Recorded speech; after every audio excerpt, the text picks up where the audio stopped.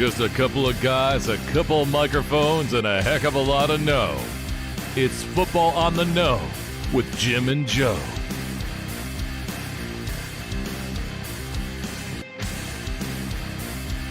What they say, it's not the X's and the O's, it's the Jimmies and the Joes.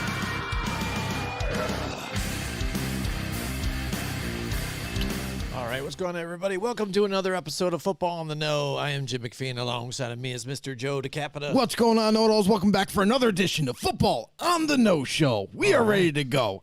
Man, the season is flying right by. It is. Before we know it, tons of injuries, Yeah, right. a lot of bad calls, but Yeah. we're used to this type of thing. Right. It happens every single season, and teams got to fight through it to get to the main prize, the main event, Yeah. the big show, the Super Bowl. Yep, absolutely. We've already got to know it all in the house. We've got Yeah, there Jeremy he Pruitt is. in the house with us tonight.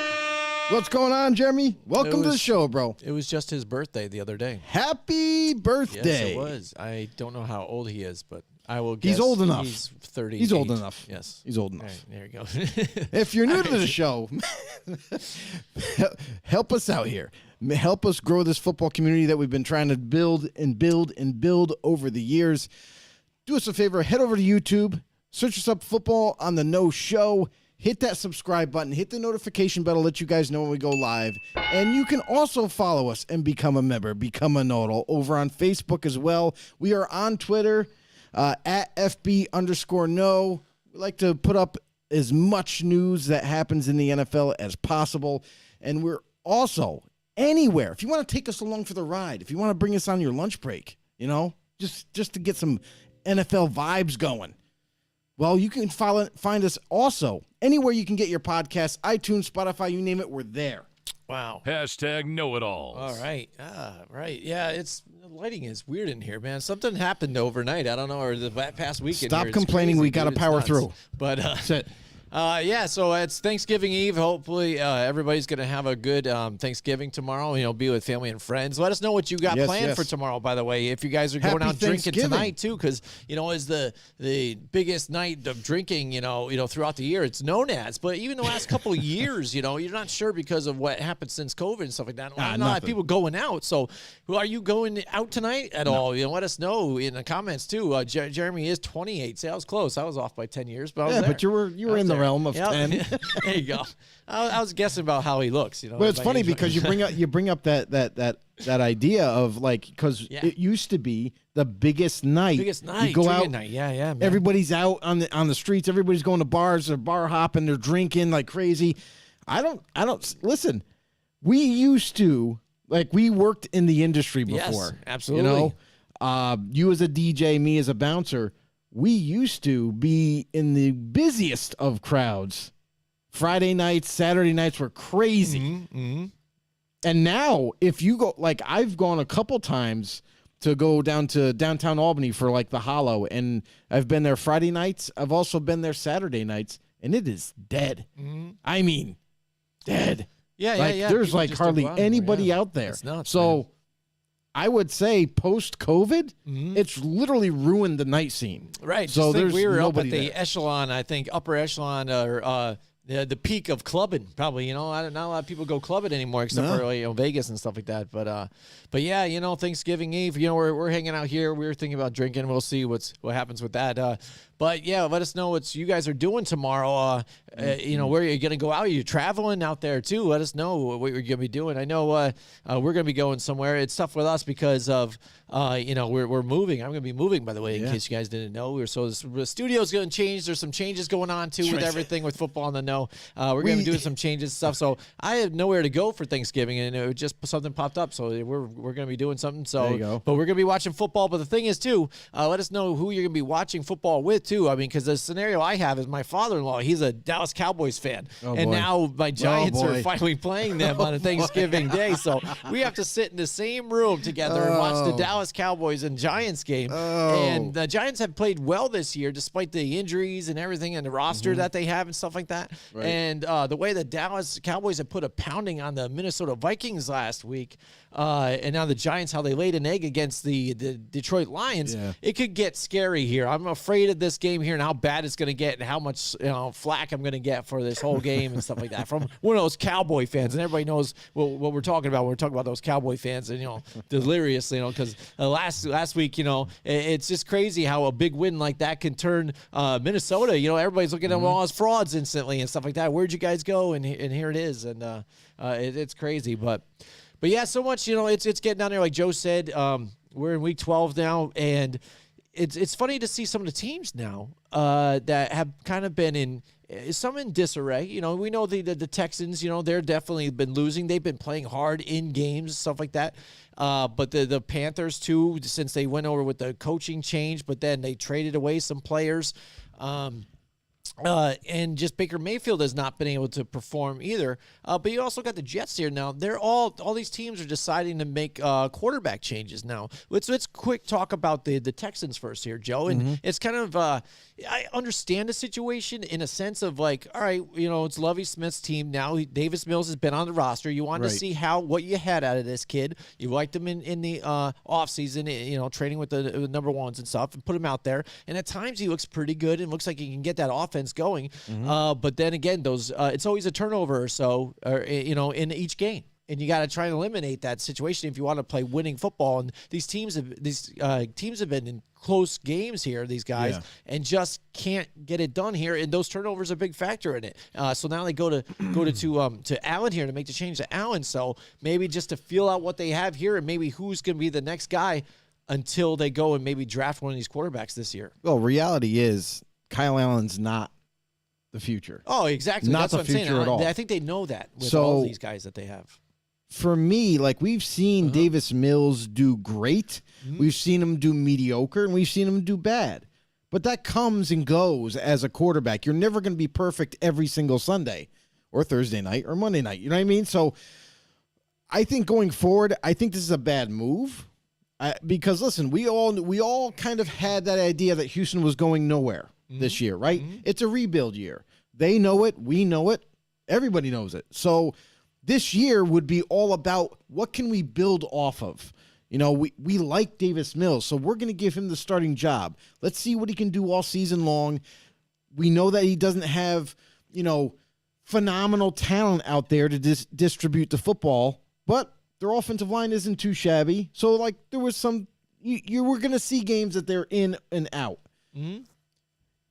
However, we're now past the midway point of the season, and you don't have a rookie quarterback sitting behind Davis Mills right now. It's not like you're pressured to be like, hey, let's see what the kid has. You have Kyle Allen, a journeyman backup, who has had opportunities to maybe win a starting job and couldn't do it. So now here we are with Davis Mills. Davis Mills has potential. Davis Mills could be your franchise, possibly, if the right people are surrounding him. And for you to kind of pull the plug right now and say, oh, well, we've seen enough from Davis Mills this year. Let's take a look at our backup, our career backup in Kyle Allen. No, this is not the right thing to do. The time now is to try to see what you can do and get better every week with Davis Mills as the quarterback, as the starter. So do I think this is a bad decision? Yes, I do. I really disagree with this decision. And unlike any other team that may have maybe a young, up-and-coming type of quarterback, maybe not drafted, but maybe they found him in the undrafted free agent heap, and they want to see what he has. That's legitimate. That makes more sense. But when you have a guy who you may believe could be your starter for the future, and you're going to bench him now when your team wasn't going anywhere anyway, and you don't have an answer behind him, it just seems like a bad. Listen, we know the Texans have been the worst franchise as far as running a team, making football decisions. They've been pretty poor at it. And this is yet just another bad decision in my eyes. Yeah.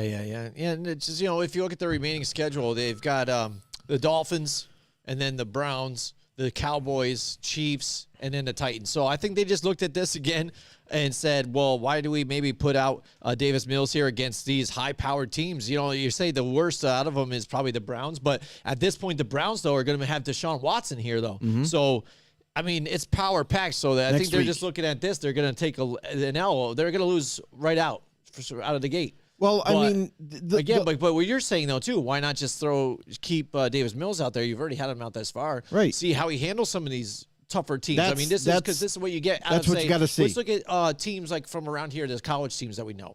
What do we know about UAlbany and stuff like that? They put those tough games in their schedules. Like, so you'll see Sam play some Division A teams and stuff like that. You know they're not going to beat them, but they want to put it themselves, their team, against some of that competition to see what it's like, see how the team reacts and see how they perform, and to see what it's like to see some of these guys play at that upper level and stuff like that too. So I think it would be good for like a Davis Mills too, especially if he had some type of positive things about it. Like he played well against some of these upper teams, you know what I'm saying? Because there are some tough defenses you got there. You got, the Cowboys defense and the Titans defense has been playing well as of late. So, we'll see what happens with that. But again, to go to Kyle Allen, like, what's the point at this point? Yeah. Except for you just want to flat out lose, I guess. But yeah, and that's kind of what you would want to see. I don't think by benching Davis Mills, like all of a sudden, oh, look, Kyle Allen looks like he has something. Like that's just laughable. So, I mean, for the Houston Texans going forward, let's build what we can with Davis Mills. Against these better teams that we have to play in the latter part of our schedule, let's go and let's see what he can do against those defenses. You know, I mean, what's to say that, like, hey, who knows? Maybe he shocks a couple times. Maybe this team ends up winning a couple of those games that we never anticipated. And now everyone's like, wow, well, maybe Davis Mills is the guy. You know what I mean? So we're not going to be able to have those discussions if you're not allowing him to play against better competition. Absolutely. So let's move on to the Carolina Panthers situation. That, again, is Baker Mayfield, got traded there to be the dude. It hasn't really worked out for them. Got injured. It allowed PJ Walker to play, and he actually played pretty well. It's funny, former XFL player. We got to remember too about Matt Rule was the one that brought all these guys in, not Steve Wilkes. Not Steve Wilkes. Steve Wilkes kind of inherited everybody. That's why at one point he kind of gets a pass for what's going on now too. I mean, and actually it seems like since they moved on from Matt Rule and that they've gone on, it seems like it's a little better. I don't know what the situation was with these guys or not, but it looks like Steve Wilkes has a little bit more control of the locker room. Better control of the locker room than Matt Rule did. It seems like he has more respect from the players than Matt Rule did. Yeah. And it could be stemming from because of his already NFL experience that he's had. And also maybe he's a little bit more in tune with the players than Matt Rule ever was. So we always talk about, a player's coach or an X's and O's guy or an offensive guy or a defensive guy, minded guy. But maybe Matt Rule was so pro-college like he just never connected with the players, or maybe it was because of his college-esque offense that just wasn't working in the NFL where players became distant. They're like, it's not working. Why aren't we changing? So with Steve Wilkes now, he gets another fresh start. And this is the crazy part, is that Steve Wilkes was once a head coach. Only for 1 year, but he did coach. He was the head coach for the Arizona Cardinals before Cliff Kingsbury came into the picture. So he's giving kind of like another chance, and from what reports are out of Carolina is that he has a legitimate shot of holding on to this head coaching, job and maybe staying full time, which would be good for him. But you're right. It seemed like after that change where Wilkes kind of took over, it seemed like this team, I don't know, kind of tightened up a little bit. They weren't as sloppy on the football field. Execution was better. And it almost looked like team effort was at a higher level.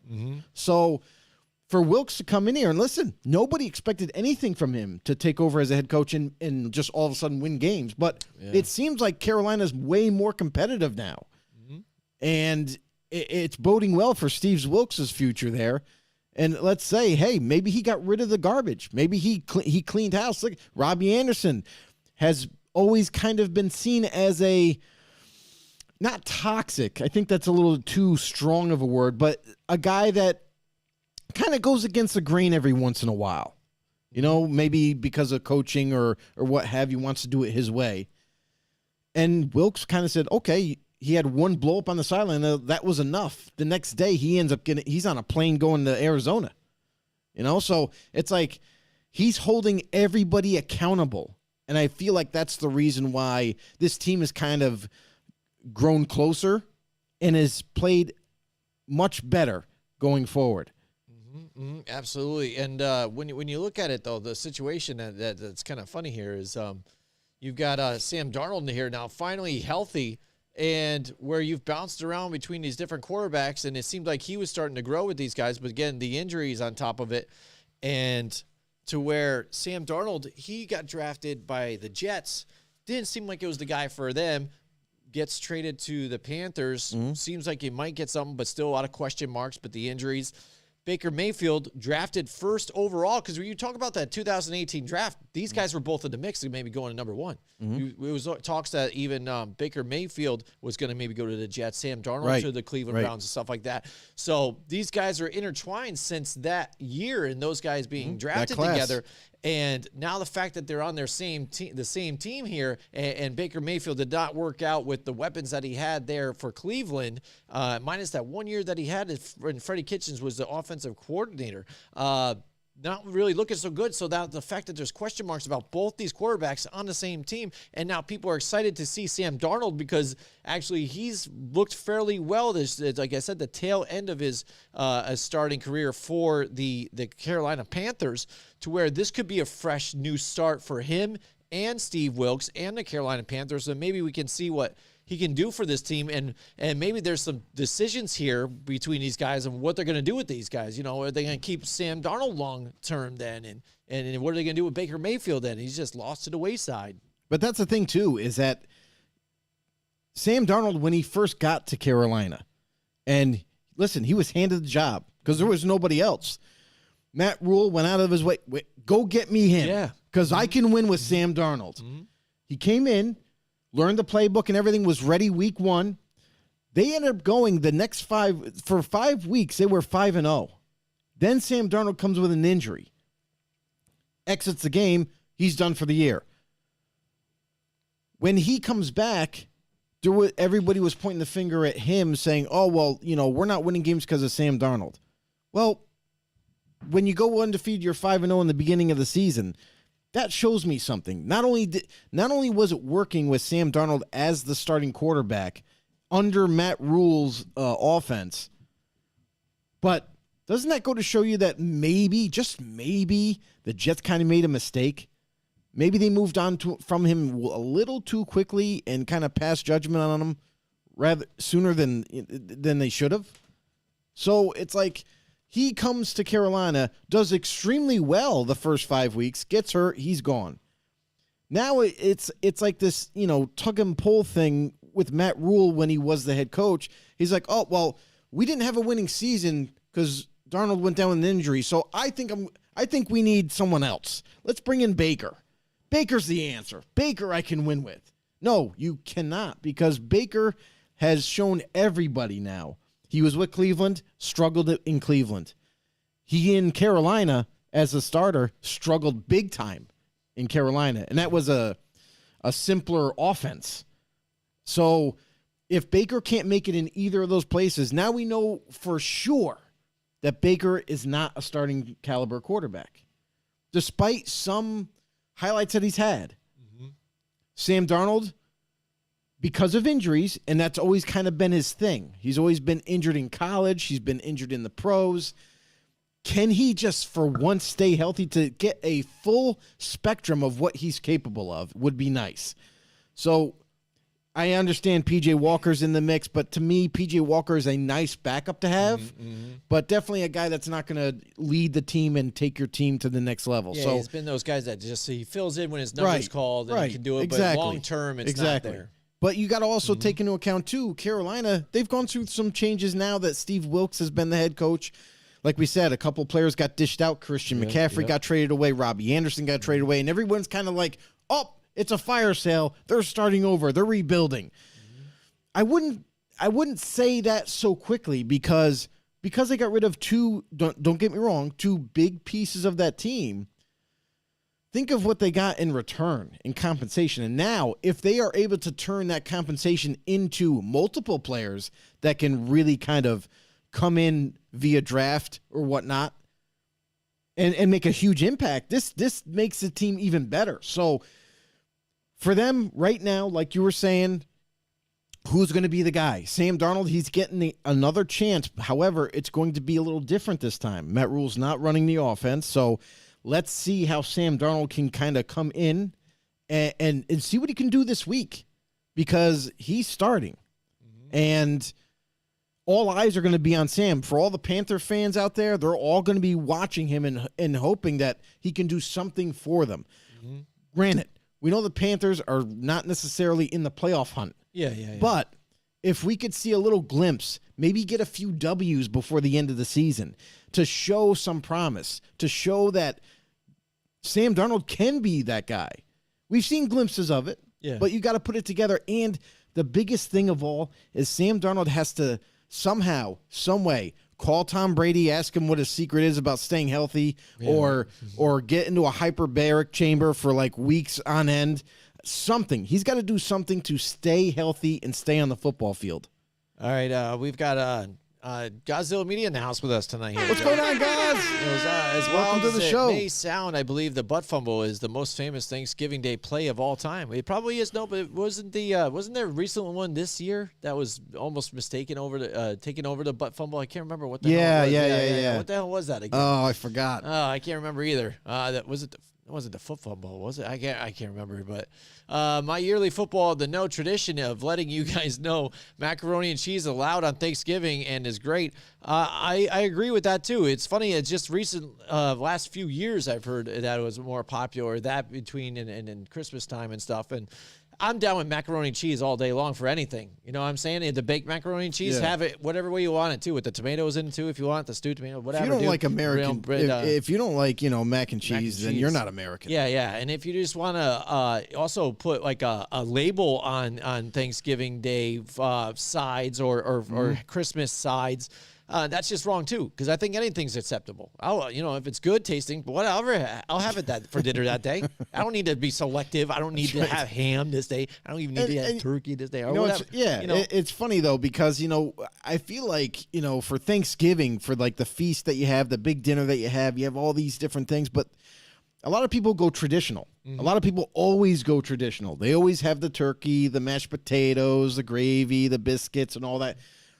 They go traditional all the time, and it's okay too. But seeing how we've evolved in food creations now, and kind of even fusing together like different styles of food together, and finding a new type of flavor, I feel like it should be really acceptable. Not just okay, but it should be real acceptable to the point where, like, if you want to have enchiladas on Thanksgiving, you should be able to. You should be able to have all kinds of different varieties. Have some pizza. Have whatever you want, whatever you're into.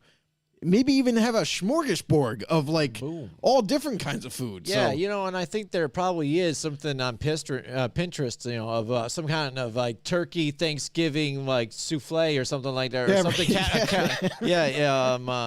Whatchamacallit there, something with everything mixed together, So we've got Ryan McCarthy in the house with us. What's going on, Ryan? Also, Tom Leiter's in the house with us. Welcome to the show. Oh, my God. He's OG. Flying in. OG know-it-all. Tom, what's going on? All right. Ryan says, incidentally enough, the butt fumble game was the last time the Jets played on Thanksgiving. Not a great day for the Jets fans, remember. Yeah. And that was the end of their... well, I want to say what's reminiscent. I don't know if I'm wrong. If it was even like a Thanksgiving Day or something, but was that the day that Joe Namath was drunk talking to Susie Colbert too? That day was that a Thanksgiving Day game too, or was it could have been time? It could have been. I know it was. It was. Oh wait, and he got really wasted that day. I think it was a primetime game. Oh, was it? I think so, which is possible. Like Thanksgiving, they've kind of it used to be one game. It used to be just one game. Oh, yeah, I know. Used to be always the Cowboys.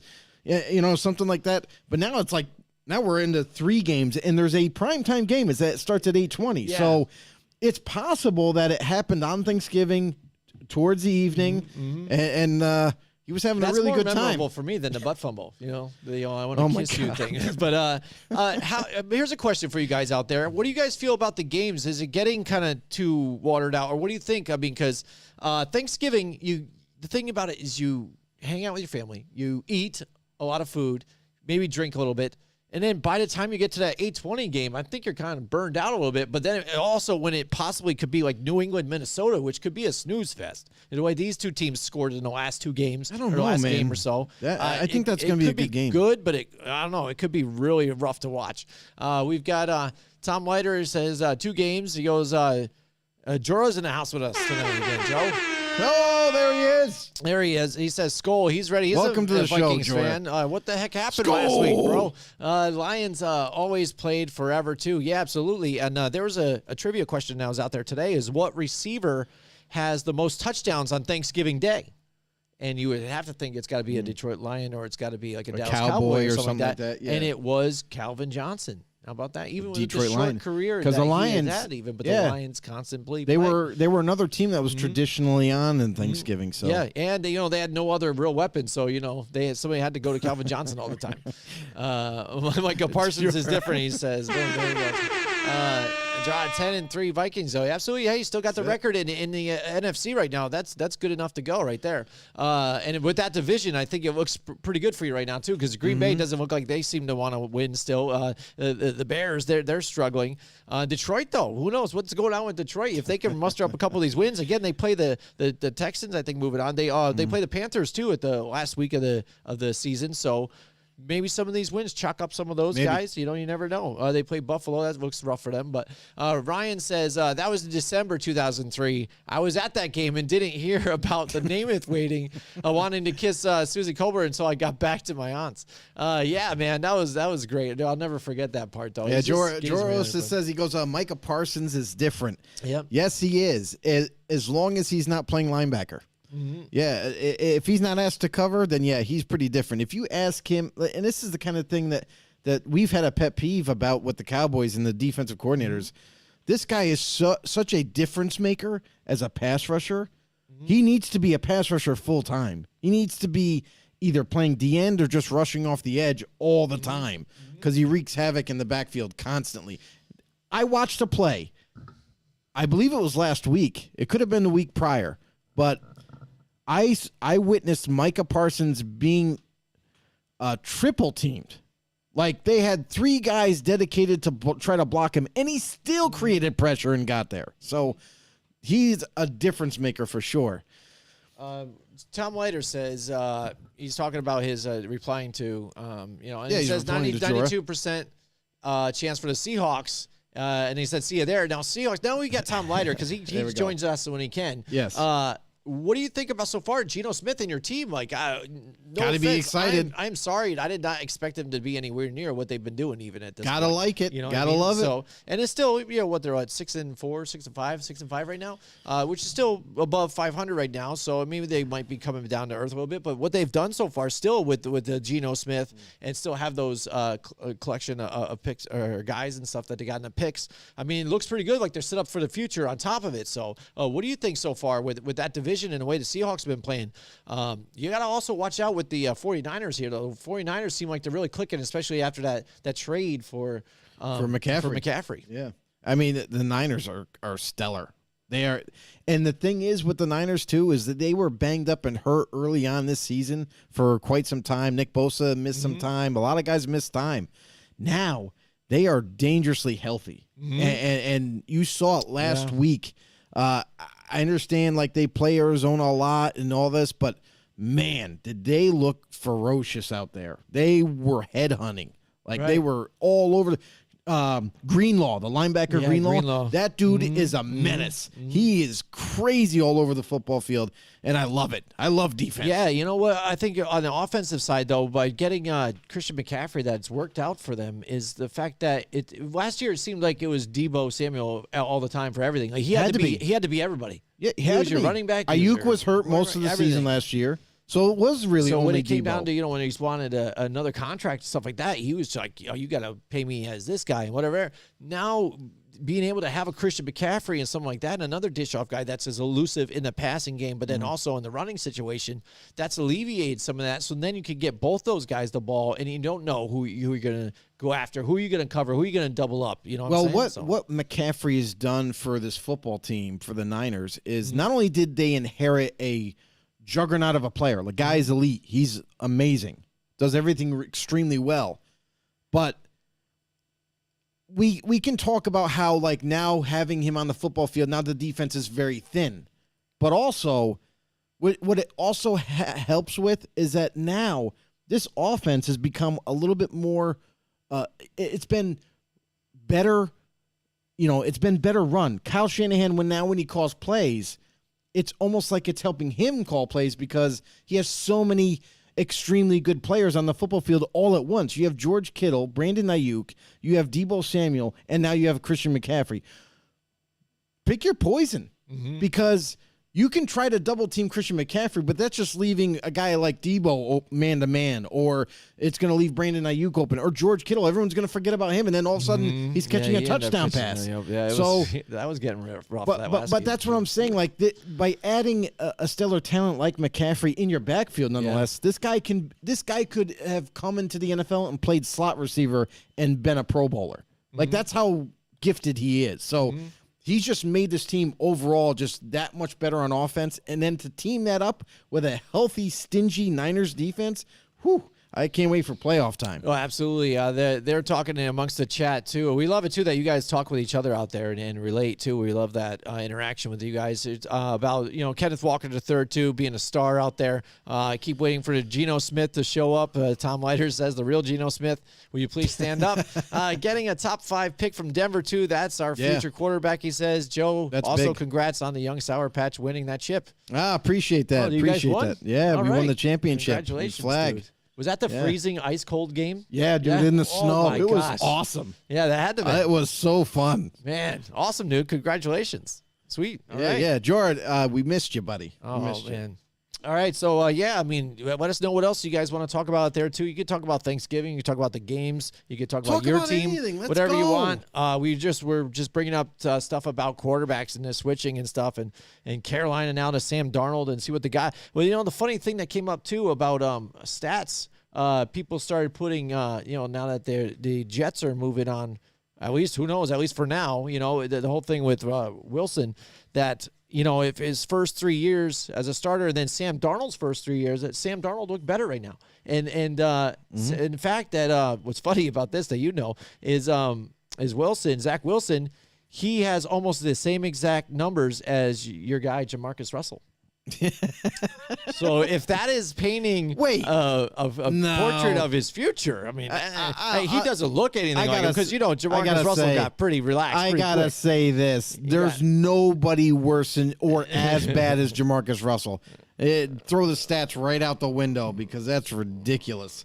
Oh man, yeah, I know. I mean, but who knows? But let's talk about that though. Yeah. Let's talk about the Jets moving on from Zach Wilson right now. Yeah, and is it the right move? Because when you think about it, like we've talked about a couple quarterbacks now, like maybe getting their shot. Do they deserve to hold on to the starting job? But Zach Wilson, you drafted this guy to replace Sam Darnold, who you jettisoned out of there. You were like, oh, we give up. Trade him away. He's no good.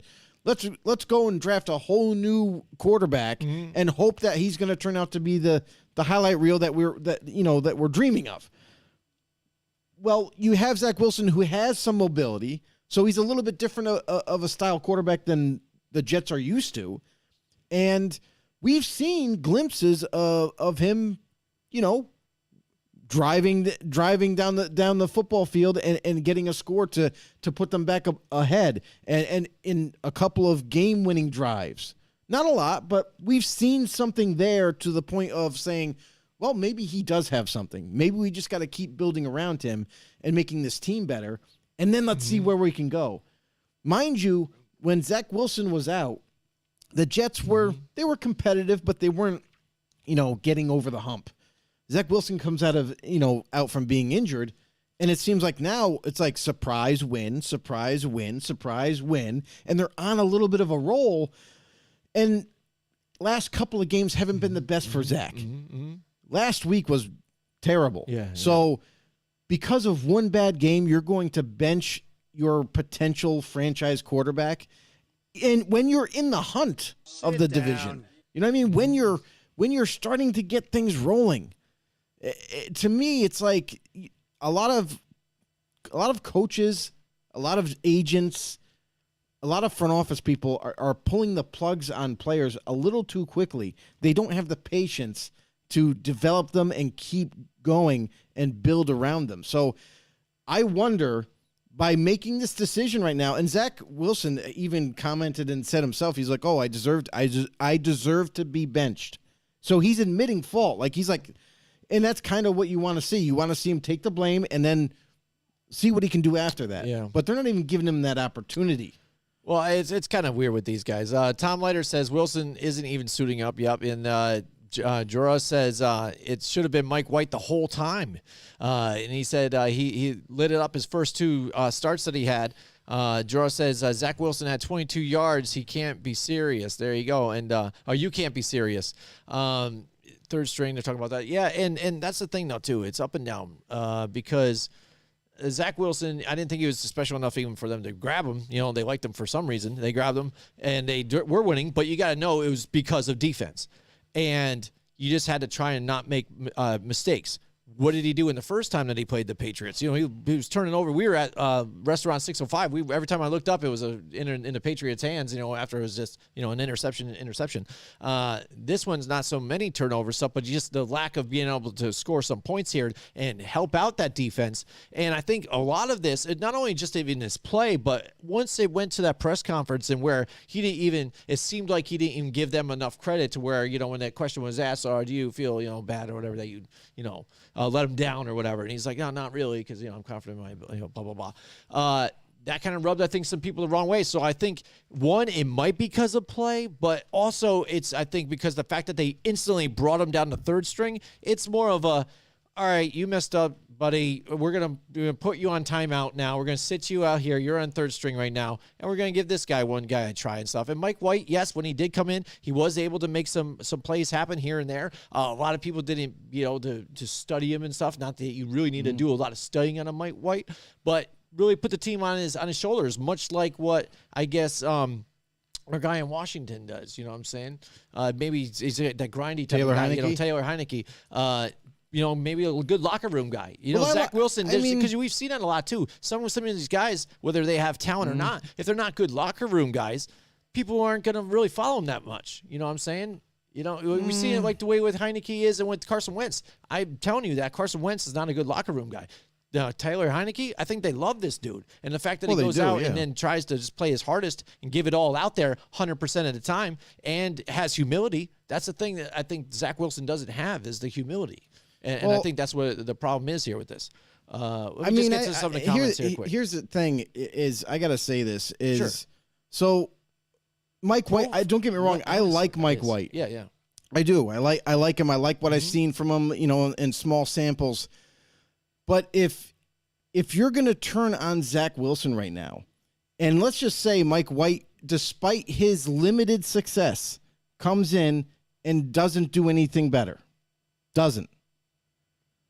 This is a big decision now, because you've already decided to bench basically Wilson and kind of say, oh, when you're in in the middle of being competitive in the division, perhaps trying to get into the wild card, maybe. That's a big long shot, but still.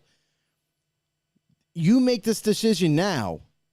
If this doesn't work out, Robert, looking at you, Salah, this is a critical decision that you make, and this could disrupt a lot. We've seen it happen with Sam Darnold. This could history could repeat itself in New York, and it's only to, you know, the dismay of Robert Saleh. And you got to wonder that if this does happen, how can you come back from that? That's a big thing to do. So if Mike White doesn't work out, especially long term, not even just short term, but long term, if you make this decision now, you're going to start all over again. Now you got to kind of build around Mike White and hope. And that's the thing something about better. it. That's the question for me. Like, that's why I think it's almost disciplinary. But then why do that? Because, again, it's close enough in that division right now with the way the Bills have been kind of playing. Now it seems like those injuries are catching up with them, that they do have a playoff shot. And you don't usually see them make a change when everybody's completely healthy to do something like this when you are in the chance of a playoffs here this late in the season. Get to Ryan McCarthy. He says, I think Zach Wilson was being benched was based on performance as well as attitude too. You can't throw your defense under the bus after the D had a world-class performance. That's what I mean, holding the opposite team to 3 points until that kick return. Again, I hear you there. That's why I think kick it's both. return, by the way, I agree with Ryan too. The kick return, by the way, is not defense. That's your special teams. Yeah, you know, special teams. That's different. If you're throwing the wrong. If you're going to throw anybody in, you're throwing the I wrong. think even that block at the end was close to blocking the back. It was on the side, but it was close to blocking the back right there. They call it. They call that. For sure. Ready? Jared Butler's in the house with us tonight. What's going on, Jared? Welcome Butler's to in the show. He says he's ready for McDaniels to come back to New England. What do you think, Joe? Yeah, I bet they are, but who knows? I bet Vegas was ready for that too. Like, hey, we just take him back. You know, we don't want this guy anymore. Here, take him back. We're good. What else we got here? Tom Layer says, are the Browns instantly better with Watson when he comes back? I think they are. I mean, I don't know how he will play. You know, finally getting back into game time. That's play. the thing. That's the thing. When you look at a Jacoby Brissett, though, compared to him, it's got to have a better upside. He's going to have better talent, obviously, but he's been. And the good thing about all this is that he's been practicing with the team, you know, for the last week, and he's going to be practicing this week. He's going to get starting reps this week to kind of work himself in even better. So. Will he be prepared for live action? That's completely different than practice. So that's kind of what I'm kind of teetering on is how fast can he get into live action football and kind of start where he left off from when he was with the Texans. You know what I mean? Because that's how far it's been. It's been a couple years. It's been a couple years. It's not, it was a couple months and now he's back.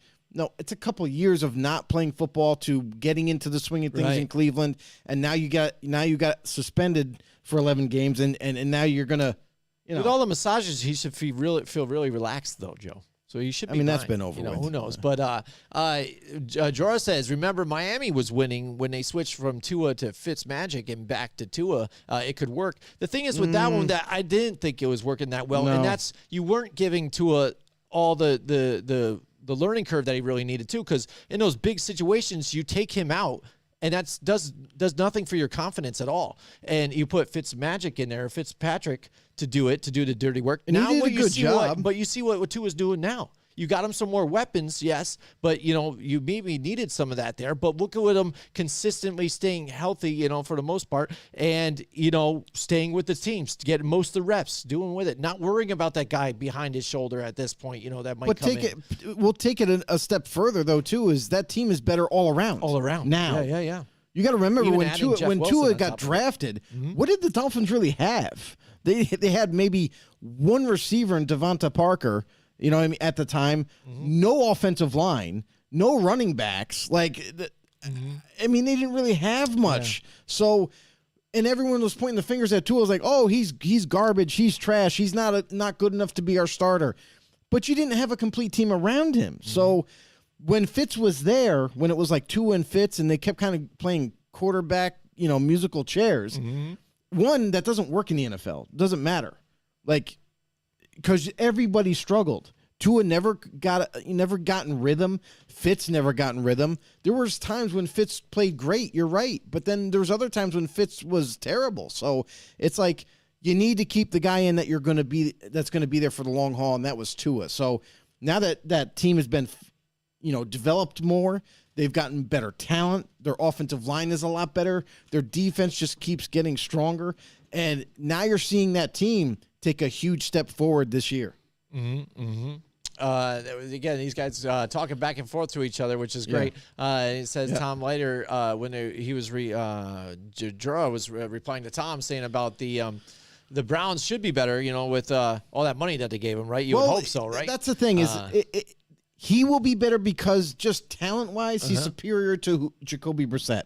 But it's how fast he can get in the rhythm, get back into the swing of things. I feel like it's going to be quicker than it is going to take longer, but that's that part. That part is, can he get in rhythm and have that chemistry with all the receivers? You know what I mean? With Amari Cooper and so forth. So that's going to be the big thing. Is like when they get in there, hopefully what I would expect them to do is a couple of high percentage throws, give it to Cooper for 5 yards. You know what I mean? Throw it to, Peoples Jones for another 7. Too is he got that great running game too with Nick Chubb right there too. One of the most ridiculous, underrated players out there, I think, in the NFL. He just stays humble, doesn't talk a lot, just does his work. And people, I think, notice it that know football and even watch it enough. But if you asked anybody, say random fan, like, oh, I like this team, or whatever, like, yeah, what do you think about Nick Chubb? They're like, I don't know who that is. You know what I mean? Yeah, whatever. Does he play? Who does he play for? You know what I mean? Yeah. So I mean, it's just kind of funny the way that goes. One other thing, we have a comment. Sure, I don't know if we touched on it. It was a while ago. Jorah said, "Where does Odell go?" My opinion. I figured we'd switch topics and talk about that. My opinion, he should go to KC with Hardman and Juju out right now. I'll say this. Depending on for what he Odell, wants, because they can't afford him. Because here's the thing. Not a lot of teams are going to be able to pay him the money that he's looking for. Yeah. The Rams were the first and probably the most likable, that everyone that was the favorite destination. He's going to return to the Rams. But the Rams did offer him a contract, and he kind of scoffed at it and said, what I did for you, and this is all you're going to give me? No, we're done. So that kind of book has been closed right now. I don't see him returning back to the Rams like a lot of people initially thought. And now we're starting to hear teams like Kansas City, like the Giants, returning home to New York. Also, maybe Dallas Cowboys. That's been another kind of rumor out there. But let's take let's take Odell into two parts here. One, what's best for Odell? What's best for Odell is Odell has stated that his next contract, he wants it to be career ending. Like, he wants it to be at least 3 years to 4 years. That's what he said. I got at least 3 to 4 years in me. That's bearing if you can stay healthy. But if that does happen, say a team is willing to agree to a 3-year deal, he wants it to be a place where he's going to live the rest of his life. That's kind of what he stated. Yeah. So, he wants it to be a home. He wants to be able to stay there. You got to wonder, like, what's best for you, Odell, is honestly, if you want to finish your career somewhere where you're going to be the man, you're going to get the ball, like, you're going to be seen as the number one threat on the team. And let's look at Kansas City. Let's just look at those 3 teams, because that seems to be where most of the smoke is Giants, Cowboys, and the Chiefs. Chiefs, yes, they don't have Juju right now. They don't have Hardman right now. But when those guys come back, and they are coming back, it's not like they're done for the year. Where are you going to put Odell? Are you benching Hardman? That's possible. I mean, I would. But yeah, it's almost like they have so many weapons. There's no need to bring in an Odell and pay him money. Like, there's no need to. So that to me is like, that's a far-fetched. Try to change what they've been doing. Right. I mean, Kelsey's kind of been that guy. Yes, he's getting. Got to older and stuff remember, like that too, but but you got to remember too with Odell, he wants to be the guy. Yeah, he wants to be the guy. Yeah. Going to Kansas City, you're not going to be the only guy. Yeah. So I just don't. I think that's a little far fetched for him to go to KC. It sounds good. Yeah, You know what I mean? it sounds amazing, right? Everything sounds great. On Dallas, paper, that's another spot where you look at. They just signed Michael Gallup back. They have CD Lamb. Tony Pollard's been killing it on the ground and in the air. And they have their Schultz, the tight end. Yeah. So they have weapons. It's like you bring in Odell there, you're not going to be the focal point either there. And why would you bring him in an offense where, let's face it, that Dallas team is more balanced now. They're doing a great job of kind of balancing that run versus pass offense, and they're doing really good at it. You're not going to all of a sudden you get Odell, now you're going to force the ball to him to keep passing. Like, no. Yeah. Then you're going to upset CD. Then you're going to upset like other guys. So to me, what's best for Odell career-wise is I know it sounds funny right now to some people out there, but going back to the New York Giants, you look at what the Giants have had to sustain for such a long time, injuries after injuries at receivers. They're playing with guys off the street in New York right now at this point. And now we just hear Wan'Dale Robinson tore his ACL. He's done for the year. So their promising rookie is now done. They don't have anybody left. Michael Gallup isn't the reason. We've known that for quite some time now. Yeah. So if you insert Odell into that offense, and everyone's like, oh, well, Daniel Jones is a quarterback. He'll never get the ball. Baloney. The way this offense has been running with Saquon Barkley in the backfield, people are worried about him now. Big time, and he's still getting his yards. Yeah. So you mix in a little Odell there. Now he's the focal point. He's going to get the football because you don't have any of their weapons right now. We're still waiting for Sterling Shepard to return, so when and if that does happen and Shepard is back there, now you got two receivers that can make some plays. But I feel like career-wise, that's the best thing for him. However, what Odell wants to do is he's going to want to win a Super Bowl right now. Yeah, exactly. And are the Giants ready to win a Super Bowl? No, they're not. So that's what you're looking at here. That's the difference. That's the tricky part, is what's best for Odell is actually going back to the New York Giants. However, and you could spin it. You could also spin it like, look at, they're winning games. They're right there in the hunt of that division. So you could spin it like, hey, Odell, you come to us, you put us over the top. And who knows? Maybe it will, maybe it won't. But that's a good, kind of negotiation for him. Right. I mean, again, and if you look at cap space next year, it's all open and all over the place. So some of those landing spots could have been real nice. I mean, especially the Ravens. I mean, people had talked about the Ravens before. They need a wide receiver.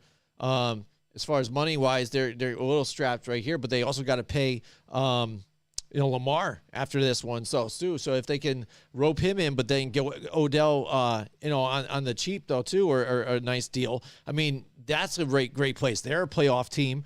Baltimore's nice in the summertime too, as well, Joe. It's right there on the south border too. And so I think Baltimore, I don't know if they're in the mix or not, but I think that's a nice landing spot for him where you can kind of get a little of everything there.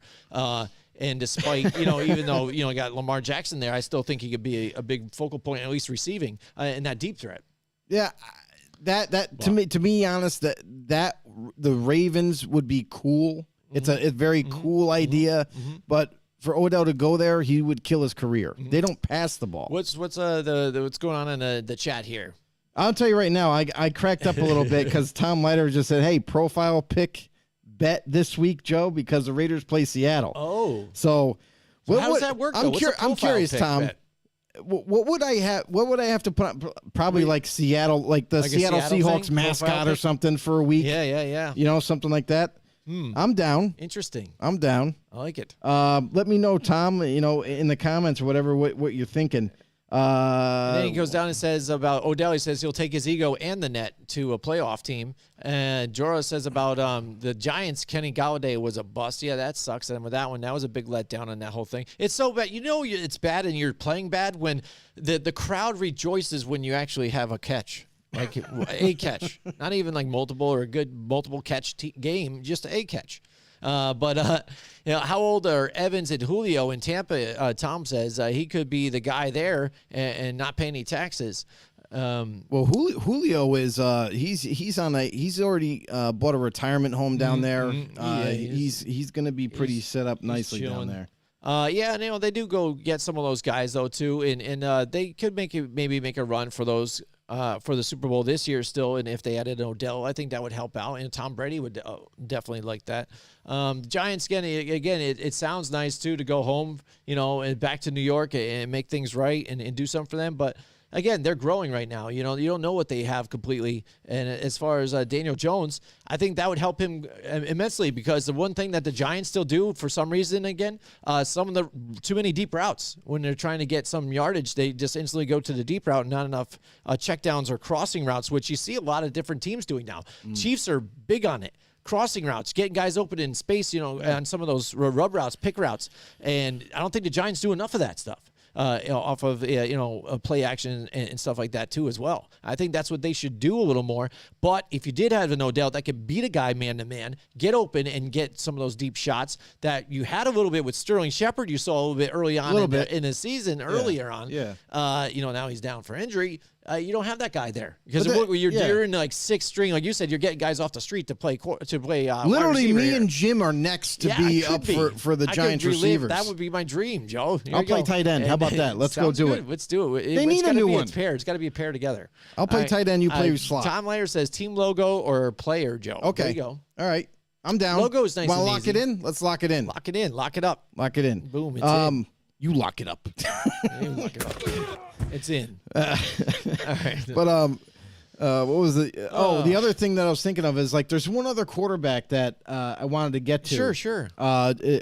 Marcus Mariota. Marcus Mariota. Yeah. know? Let's talk about that quick. They're not going to make a change, but people have brought it up. Especially media. I'm like, they actually talked about maybe when's the Debating best it? time to bench Mariota and let's see what we have in our rookie. That's always a good conversation to have with your franchise, right? And yeah, right. And Mariota, we're just wondering, when's the best time to bench you? What's a good time? Hey, but that's it's a funny thing though, is because listen, like Atlanta is a surprise team. Like they are. They've surprised us too. Like they're a competitive team. They've won some games we never thought they'd be in.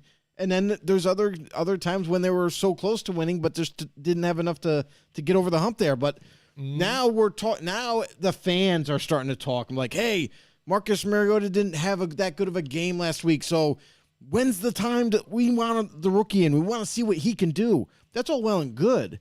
And I get that. I get where the fans want to see what they have for the future. I understand that. But you don't make the decision too early. Wait until this is the perfect thing is when you have a rookie in waiting or a player in waiting to possibly push for that starting job. The best time to do that is after you know you're done for the year. Like it doesn't matter if you win out, you're not making the playoffs. So if you have 3, 4, 5 games left and you want to see what your rookie or player can do, that's the best time. When you know you're when you're just mathematically out of the realm of possibilities of playoffs, then you make the switch and say, hey, Marcus, we just want to see what the rookie can do. So take it easy the rest of the way. Well, yeah, and this is what I think is always I've contemplated sometimes. Being a Giants fan, there's a lot of losing seasons. So in times where they've kind of been on the cusp, Hey, like, what do we do? I feel you, bro. Oh, I hear you, dude. And this happened a few years ago when maybe they had a shot, maybe at the playoffs. Somebody had brought, I think it was Jeff Levac, brought up the fact to try and get Eli out of retirement and get him to play, which I think was stupid. Right. This is where you're on. You're on that spot to where you looked at the Atlanta Falcons initially, and you're like, yeah, they're switching or they're building, they're resetting right now, kind of. You know what I mean? They moved on from Matt Ryan. But we'll see what we got with Marcus Mariota. He knows the offense. We'll see what they got with these guys. Not expected to do a lot. Well, now you're doing something as at least enough to be in the realm of conversation of the at least division, not exactly playoffs of the year. It's a bad division, so being in the realm of getting into playoffs because of maybe you might take the division. So, like people say, also too, well, your goals or things change throughout the season. What's your next goal? Your goal was to compete. All right, we're competing. Yep. Next goal: do we make the playoffs? All right, we do. So when it's a team that wasn't expected to do a whole lot, right? The Atlanta fans, I know your brother's got to be feeling the same way too. He's like, we weren't expected to do a whole lot. It's been kind of a surprise, but I like it. Do you go pull that trigger and say, we weren't expected to be here, so we're going to still pull the trigger on going to Ritter, see what we have right now, because we're not expected to win anyway, so we're just going to go early, quit early, and see what we got? That's the question that's always there, kind of with those type of teams that are on that front that kind of are doing something but shouldn't be. So it's a weird place to be in the NFL, and I'm known it as the Giants, and I'm kind of there right now, even. Right. But we don't have that quarterback behind us. No, you don't. We don't have that particular situation. Right. But I've been there kind of before. The thing is with this is you're right. It is a tricky situation to be in, but you're feeling the pressure from the fans. That's really what it's mostly about. As soon as you draft a quarterback, and I don't care if it's in the first round or the third or the sixth round, there's always that like kind of hope where like maybe we found a gem. You know what I mean? Let's see what he can do. And everybody, whenever anything goes bad, even if it's just one game goes badly and we lost that game, but that was because Marcus Mariota didn't do enough and this, that, and the other thing. Everybody's always going to have that immense amount of pressure to be like, hey, let's put the rookie in because I want to see what he can do. But I feel like people jump the gun way too often. Like, you listen, if you're a competitive team in this league, if you have a shot, just a shot, there's no guarantees in football, but if you have a shot to maybe be second in your division, do you have a shot to maybe at the very end steal away the division, or maybe you can barely make the wild card? You might as well pursue it. See what your team has. Listen, we've been surprised before by teams. Mm-hmm. And this is another surprise. We didn't think Atlanta would even be in the winning category. Mm-hmm. I mean, we thought, hey, this is a complete rebuild, and let's see what they can do. Yeah, we got audio from Atlanta's front office, actually, too. No, God! Make your dreams come true! Please, no! Do it! No! Just no! Do it! No! So there you go. Yeah, that was the GM and the head coach. That was the conversation that was had, and they just said no, they're not going to do it yet. That's right. So, all right. Tom just commented down below. He said redshirting Mahomes worked out. Yeah, it's really helpful when you have a guy like, who was the quarterback? It was Alex Smith. Alex Smith. Yeah, when you have a solid quarterback like that, like, you don't have to rush your rookie in. Mm-hmm. And they were winning games. So it's like there wasn't really a pressure to kind of – I understand there were some, anxious fans saying, hey, I want to see what Mahomes can do. But they were competitive. They were winning games, so there's no reason to do that. Same thing with, when you think about with Green Bay, when they had Brett Favre and they had Aaron Rodgers in waiting. Right. And Aaron Rodgers was waiting a long time. Yeah. But it's like when you have the luxury to not force a rookie in or force a young player in right away just because you desperately need it, that's rare. Mm-hmm. It doesn't happen often. Mm-hmm. Like, I know as a Raider fan, eventually Carr's not getting any younger. Yeah. Carr's 30 plus years old now. 32, I think. I could be wrong. But like, he's on the cusp of that kind of that spot as a quarterback in the NFL where how many more years do you think he's going to play? 3? Maybe 2. Eventually, the Raiders are going to have to start thinking, hey, we're going to have to draft for the future. Mm-hmm. So every team faces this battle.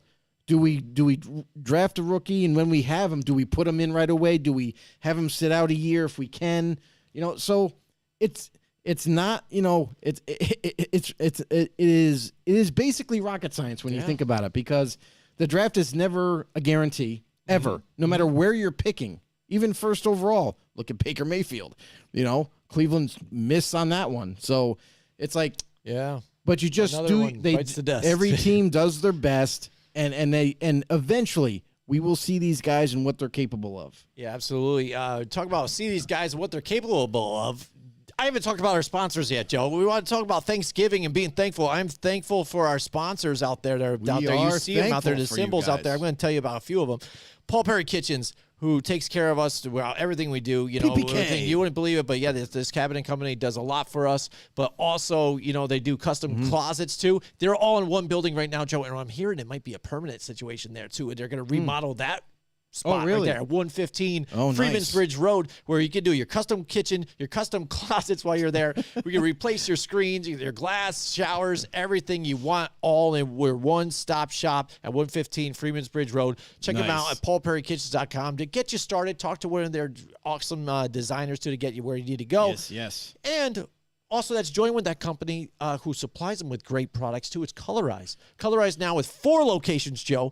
Queensbury, Clifton Park, and Niskayuna, and now in Troy, North Greenbush area, right there by Hudson Valley, dude. I stopped by it the other day, saw my man Brett. He hooked me up with some boxes, too. These guys are a great family, too. I'm moving. They gave me some boxes, because they just moved in there. So they had a lot of spare ones, so I love it. I talk to them about colors all the time. And it's not just the paint professionals down there, being a local Benjamin Moore dealer, but being independent, too, as well. They do everything finish-wise. So color matched by them. They don't have to trust some dumb, eye from freaking Home Depot that doesn't it gets it wrong every single pail's different.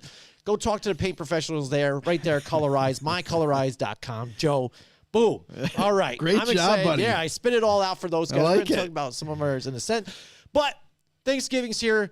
tell us what you're thankful down there about. I want to say, first of all, too, thankful for the people that make the dinner on Thanksgiving, because I don't do Yes. any of it ever. And I absolutely. have been luckily even too to not do a whole lot of dishes. Maybe my wife doesn't. Oh, hear me boy, right you now. said I'm it gonna keep on the quiet. air. I haven't Oh, done a now lot of it's dishes recorded. to do Tuesday. Actually, let me watch It's- football that day. I don't get to watch football all the time. It I can be get to do it that day. replayed back now. But it can be replayed. thank you to people that make the dinner. Absolutely awesome. Thank you so much, because that's a lot of hard work. You have to start at like Yeah. the butt crack of dawn, because that turkey or whatever you're making has to sit there for hours, and then even the pop-up timer that they put in the goddamn thing maybe it won't Doesn't even work pop half up. the time. Yeah. So you have to keep checking it nonstop. So thank you to everybody that does that. Joe. Also, like the night before, sometimes you Yeah, to make prep all the stuff coleslaw the night and before and pies everything, or the whatever. pies and all the desserts. Yeah, absolutely. So thank you for everybody that does that. Joe, the picks competition's getting fierce now. Joe, It is getting a little fierce. It was isn't tight. Last week we had great weeks. You know, I only had one loss, and that was the Giants. No, last week. Yeah, last week. Yep, I only had one loss last week. You had. Oh no, 11, yeah, this so- past week. Okay. Yeah. And it's just creeping up on us just like that. You know what I'm saying, Joe? Let's take a look at the standings right now here in the picks competition. We were knotted up, but now I have a 2-game lead right now so far. And it's kind of funny. This season, like you said, it's kind of been blowing by. It's going by fast. We're already Sure at week is. 12, and it is so tight. This race is so tight. It's like last year's. That, dude, it could go any way at any point at this time. And we're just unsure, even with our picks, as we speak of every time we do this damn thing. I know. It's nuts. But here we go. This is And what it- it's for. and it's this funny, drink right? here. The loser has to drink this at the end of the season. Full liquor. It's amazing. It's good crazy because every game that we pick and what have you, we're not 100% sure sometimes. And when you watch those games go right down to the wire. So it's like it could go either way anyway. I mean, whether it be a game-winning field goal, an overtime win, like this season has been the most unprecedented and unimaginable type of season for picking games. It's crazy. We weren't sure in the beginning because of all the changes that were made in the NFL, and even after the midway point, sometimes we're still not sure. Yeah, and with compounding injuries, too. It's just nuts. Oh, But, it's crazy. Tom later says he likes to do the cooking. He said he's does. thankful for the people that clean up and do the dishes while I nap. Yeah, there you go. It's a trade-off. Down on your knees and tell me you love It's a me. trade-off. Yeah, see, I am not one of those people. So there you go. All right, dude, here we go. Let's go. It's Thanksgiving Day. Thanksgiving game. We got is. 3 games here. All right, let's start right off the bat here, Joe. We got Buffalo and Detroit here. Detroit's been on a winning streak here, but does it come to a close here with Buffalo? But Buffalo even seemed they're struggling Listen. last week. They had to come from behind Yes, yes, and win. But yes. I think for them, it's kind of good to do these because Adversity. Because you even Gotta play through you it. started to hear that from other analysts last week, starting to talk about what we talked about, and I brought up last week, the fact that they've been ahead or they've been able to do some things like that. So when they're faced with adversity, it's tough to get them going and react to that. How all of a sudden you come back to it. They never had to really jump up and do this for a while. At least this team that they have now is a nucleus. So it's good that they fought through some of these here. But here, staying in Detroit, don't have to go anywhere too, Joe. I mean, that's a good thing too. They already played in Detroit last Yeah. week. So they don't have to go anywhere. They're just staying tight. That might be good for them too moving forward. But I'm going to go with the Buffalo Bills on this one. It's not a whole lot to talk Yeah, I about. wonder if they did stay out. They had to stay out there, right? Yeah, they did because they played there last week. You figured they would just stay. You would They're think not gonna that. go anywhere. But yeah, I mean that's kind of funny though. Like Tom Leiter has Buffalo. everybody get your sleeping bags. We're gonna all sleep on the field. But yeah, I mean Buffalo at Detroit. I have to say this because Thanksgiving games are very strange sometimes. The Detroit Lions usually play really well on Thanksgiving. I don't know what it is. Sometimes, yeah. But for some reason, they could be the crappiest team in the whole entire league. And on Thanksgiving Day, they beat a team they should have no chance at. Yeah. The What was Bu- that quarterback they put in last Thanksgiving or something? There was two of them ago. I can't remember two. It was a no-name quarterback. He ended up winning the game too. It was a big shocker. But Oh, what was his name? I know it's gonna bother I can me. kind of picture it now. Yeah. Oh well, but never mind. I'm sorry I cut off But- your whole thought here. But So for the Lions, listen, I like what I've seen from the Lions at home and everything. The defense the last couple of weeks, they actually been surprising a lot of teams. They've been playing way better. And that offense that once was the top offense in the league, believe it or not, is feeding off of that energy. But Buffalo coming into town, this is a game that Buffalo Bills have to win. You can't lose in this game. Mm-hmm. If you lose, then there's going to be a hell of a lot more questions that everybody has about Buffalo. But I got the Bills going into Detroit and getting the win. All right, here you go. He's on board with this one. All right, we got the New York Giants and the Dallas Cowboys. Giants, again, at this point, it's finally catching up with them with the injuries, blah, blah, blah. And I even see the tight ends that they even signed to their team. It's just, can't even suit a tight end right now. It's just, it's terrible. It's Saquon Barkley or die. Did you tell the Giants that we're available? Yeah, I did. Okay. I'm in the Just best saying, shape I'm of my waiting for life the right phone now, call. so we could go out there and I'm waiting ball for out. the phone call. Dallas Cowboys, again, they do have Dak Prescott back this time. The one thing is Dak does not play well against the Giants, though. Not normally, no. Not normally, even though they're going to be at home. And on Thanksgiving Day, though, that's where I'm going to lean towards them. Because on Thanksgiving Day, they feast. They always do well on Thanksgiving Day. They usually have stars good of the games, game. yeah. So they have it. Giants, I'll be surprised if they could do something here. But it would be nice if they do, so at least there's something entertaining to watch instead of watch my team get pummeled to death. I'm going to go with the Dallas Cowboys. And hopefully it turns out for the best of me. It works out. I think you're onto something here about the Giants, and that I really do think that this game is going to be close. I think it's going to be close all the way to the end. These teams know each other so well. And say what you want. Like the Giants roster-wise, if you compared the rosters, you'd be like, oh, yeah. No way. Absolutely. Does the Giants stay in this game? But for some reason, man, they play so hard against each other that these games are always tight. They're always right down to the wire. For the Cowboys, I would say, and this sounds funny, but this game, I'm going to pick the Cowboys. Mm-hmm. But I would say if Micah Parsons isn't playing because he got banged up last week, and that plays a lot bigger of a change, a lot bigger reason why maybe the Cowboys won't win if Parsons wasn't able to play. But I got Dallas. It's key for the Giants to establish the run, but it's going to be tough. But if they do, again, that eliminates that whole pass rush right there. But the defense in front of the Cowboys a little banged up, but everybody's banged up with the Giants. Even a Dory Jackson not be there, I think that's a big problem for them. So, you know what I mean? Because he's been able to lock it down on some of these guys. He's your starter. Yeah. So. All right, next we got the New England Patriots and the Minnesota Vikings. Jorah said, Skull, Vikings there all together. That's right. But it's 8:20, so that is, again, night, baby. The scary moment and the big question here. Kirk Cousins, he doesn't do it. He doesn't do it in prime time. He's going to fold up like a whole show. That is true. He ain't going to do it. He hasn't done it. I'm not going to go with the Vikings. I'm going with the Patriots on this one. Tom Leitner's with the Vikings. But until it proves me different, I'm rolling with it. I got you. I'm one of those guys. You know what I'm saying? Yeah, I mean, that's the only time I'll follow the statistics, Joe. I ain't one of those dumb, stupid, analytics douchebags or whatever and stuff. But that's when I'll do it. Yeah, I mean, this game is going to be a good game, I think. I feel like this is going to be a really good game. Now, the one question about this game is I don't have any questions about Minnesota's offense, really. Even though Kirk Cousins struggled a little bit, I really do like Minnesota. But I'm actually surprised on last week. Where was the defense? Vikings defense was they didn't come out of the locker room. I mean, that's kind of what it felt like. They didn't even show up against the Cowboys. Are y'all fucking serious right now? That's kind of what I was saying, because I picked the Vikings to win, and they let me down big time. So it wasn't even a game. Yeah. But, I mean, that's the thing, though. The Jets defense did better for you when you picked the Jets. So, that's right. The Jets were right there. But, I mean, New England's defense has been playing like lights out. They've been amazing. And it's going to continue. Like, they're going to play. Minnesota's going to have a hard time beating these Patriots. And for the offense, though, that's kind of the it's a two-way thing here for the Patriots, is that their offense hasn't been stellar, though. Their offense isn't scoring points like crazy. So I wonder if this game is going to be because, who can outscore who, really, is what it's going to come down to. Can Kirk Cousins, like you mentioned, Kirk Cousins doesn't win in prime time.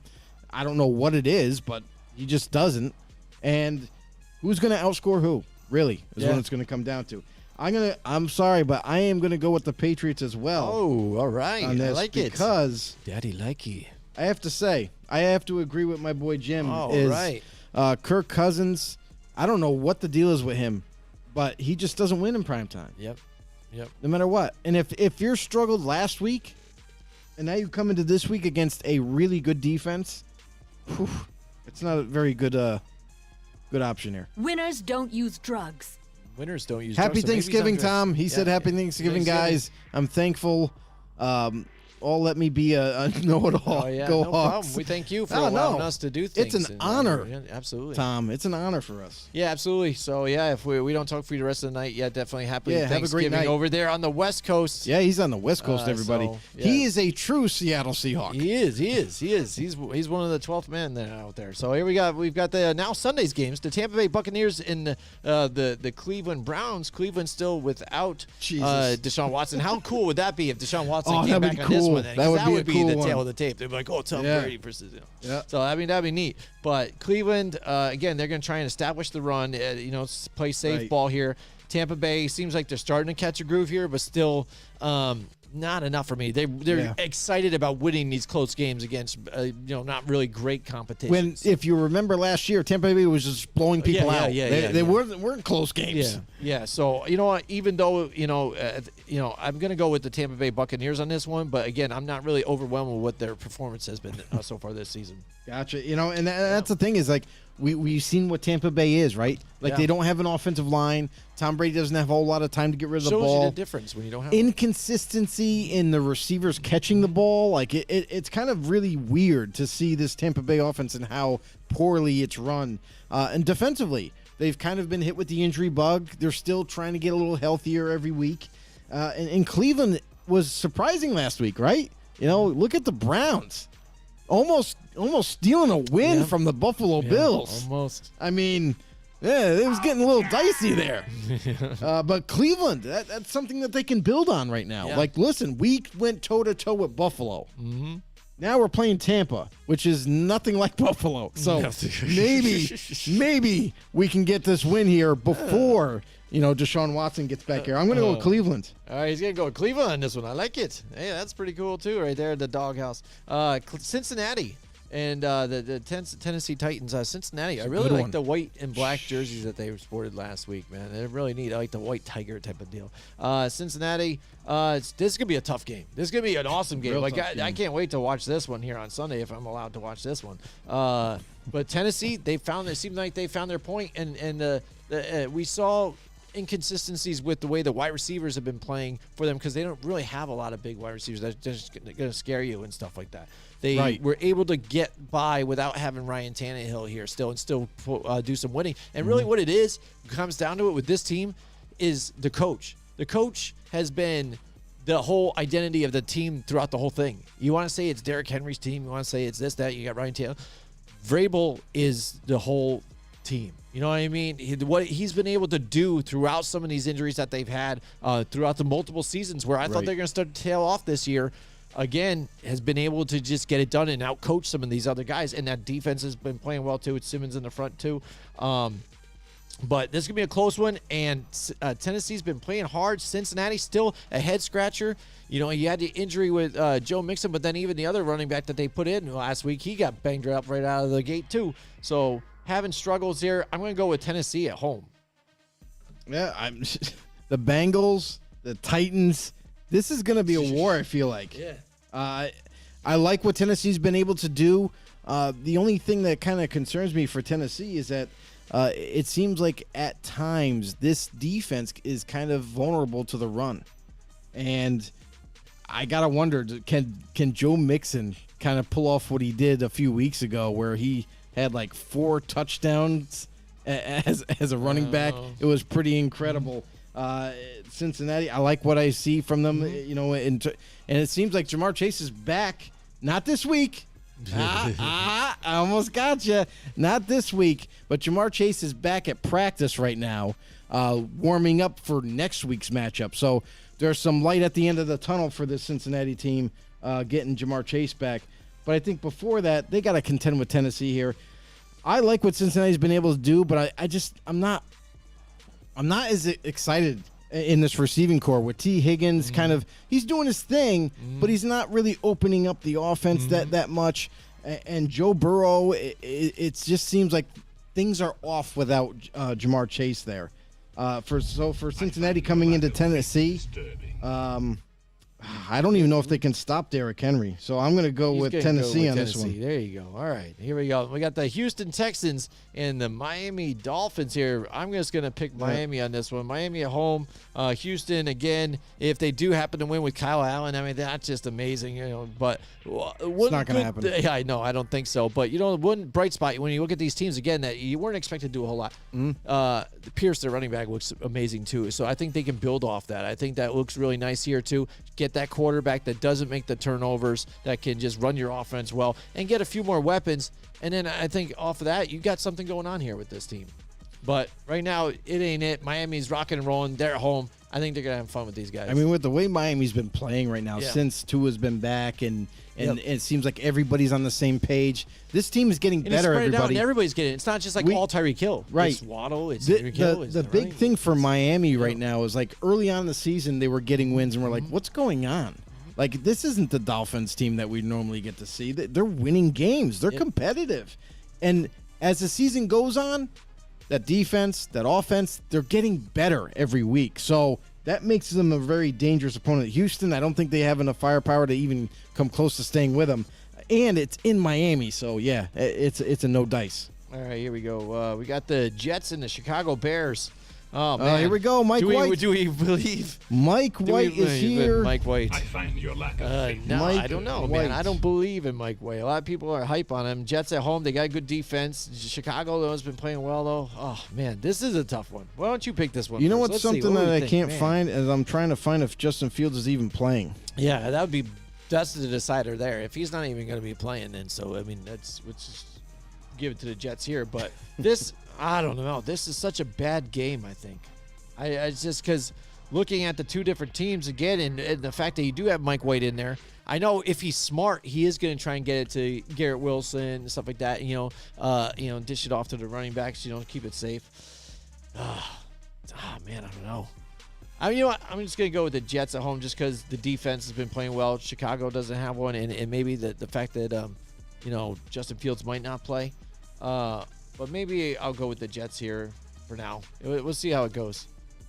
So for Chicago, the one thing that I didn't like that they did this season is trade away Robert Quinn and trade away Roquan Smith, and it just kind of completely changed the spectrum of that defense. They're not as lethal as they once were, and with Justin Fields potentially not making the game, it doesn't bode well for Chicago. For the Jets, I don't think it bodes well for the Jets either. Mike White is now the starter. I don't want to pick this game at all. I do like the Jets' defense, though. That's like the one thing that I can get behind is that the Jets' defense is legit. They are much better and more improved. Offensive line, though, it's iffy. I just don't know if Mike White is he going to be able to do some spontaneous plays, kind of like what Zach Wilson has the abilities to do. Can he mimic that at all? Can he get out of harm's way with his legs and deliver the pass, or even just use his legs altogether and get some yardage that way? So because of the uncertainty of Mike White, I'm going with Chicago. All right, here we go. Next, we got the Atlanta Falcons and the Washington Commanders here, Joe. Falcons and Commanders. Ooh.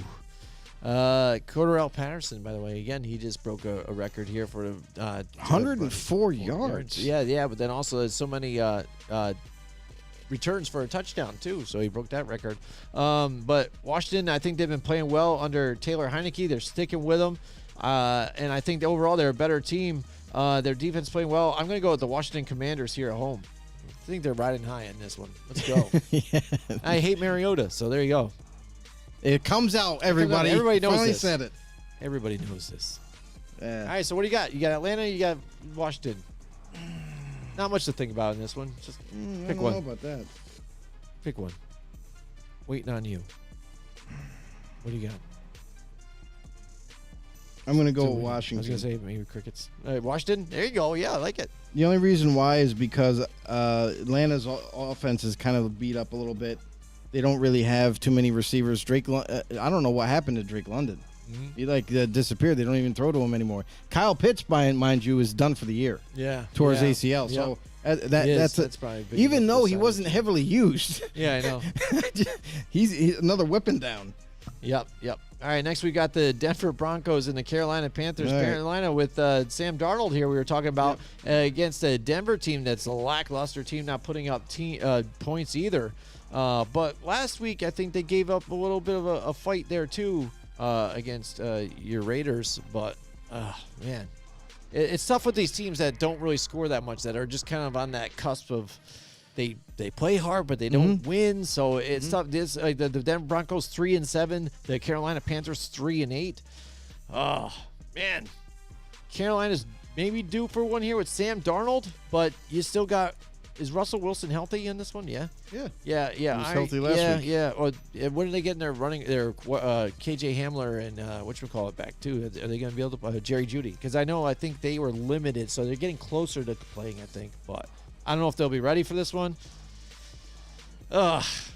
Screw it. I'm going to go with the Denver Broncos. I guess if you overall look at it, their team as a whole, Carolina's looking to sell. Denver was hoping they were going to do something this season, just hasn't been. I'm going to go with Denver. It's not a bad pick. I mean, it's one of those games where it can go either way. Yeah. I'm thinking too much, I think. So I just wanted to simplify it. You know what I mean? They want to go crazy. I mean, here's the thing, too, is you got to remember Denver's defense statistically is the top defense in the league. Like, they are phenomenal pass defense. The real question is can the Broncos stop the run? And that's the kind of the thing that they couldn't do against the Raiders. The Raiders were able to run all day long on them. Look for the Panthers to kind of mimic that with Deontay Foreman. But I do like the Panthers defense as well. I like the young players that they have and how they like Brian Burns is just unbelievable of an athlete.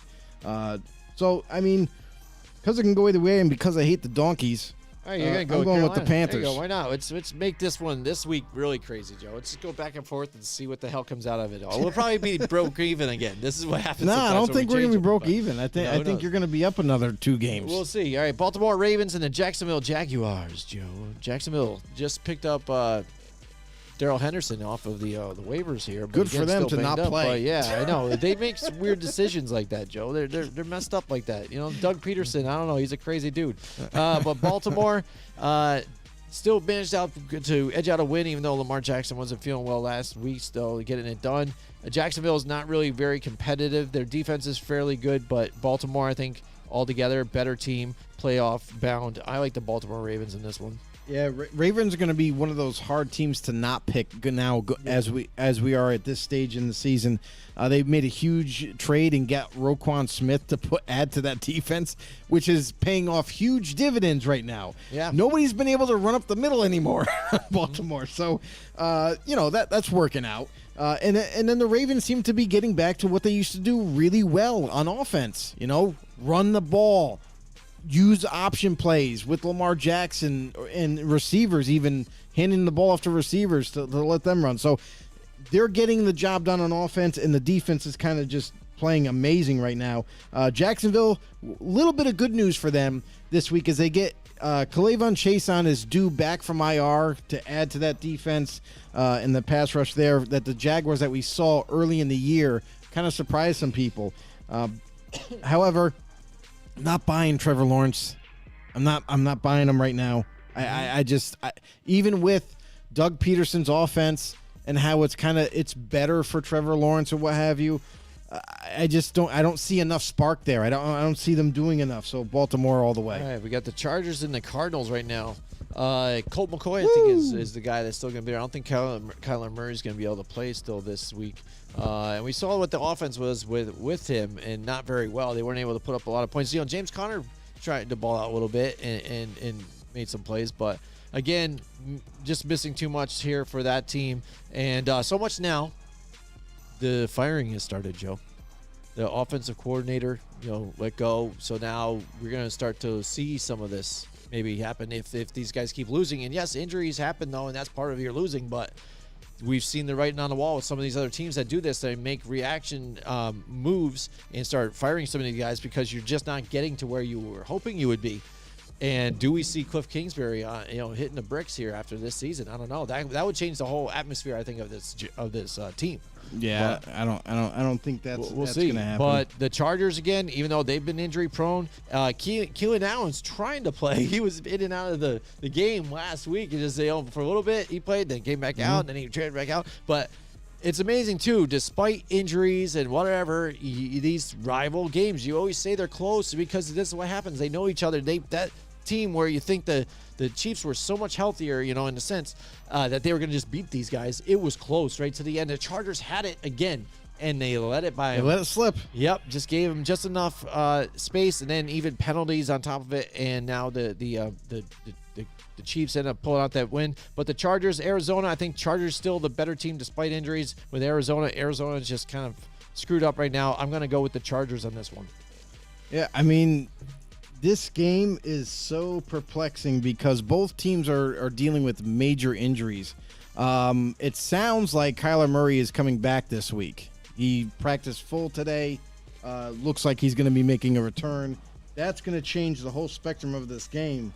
The one thing, too, that kind of amazes me is that the Chargers, and as much talent as they have on the defensive side with Derwin James and Antonio Samuel, I'm confused. Like, why are they struggling still?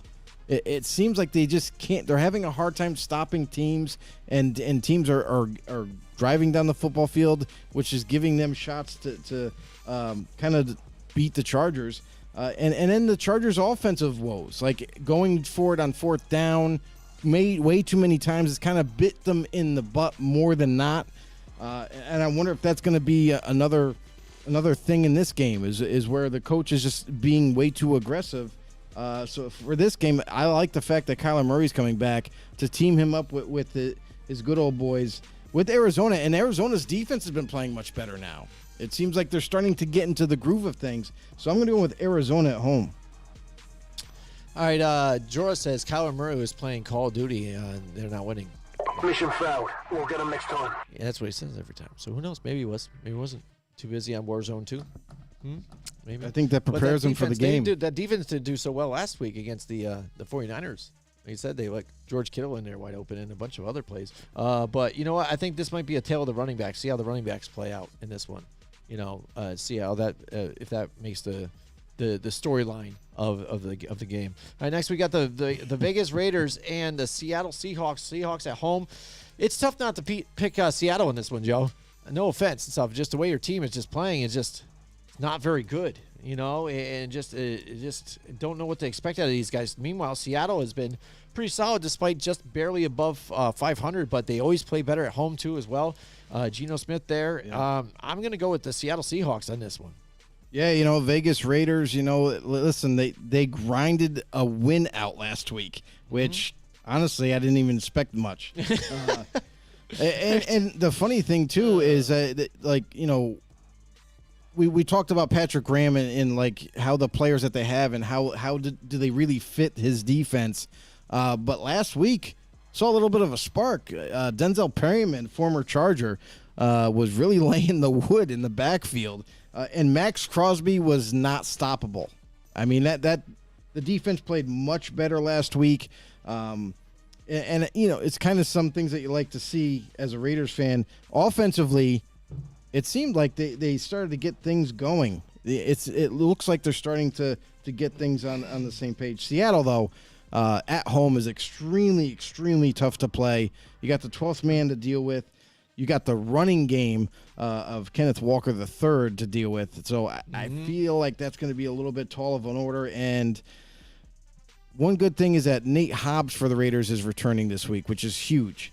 But going into Seattle, I don't know if they're going to be able to do it, so I'm going to go with the Seahawks. All right, here we go. Next, we've got the Rams and the Kansas City Chiefs.